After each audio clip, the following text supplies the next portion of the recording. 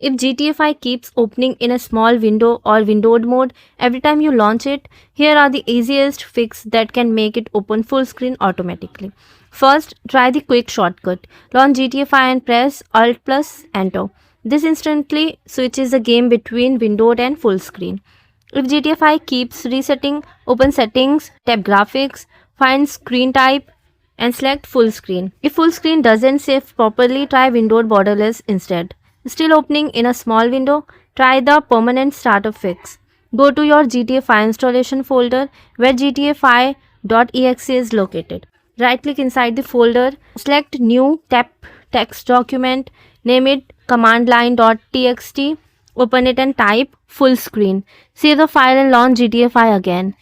And if your settings keep changing back, go to Documents, Rockstar Games, then GTA 5, find settings.xml, open it with Notepad, find the windowed value and set it to windowed value equals 0.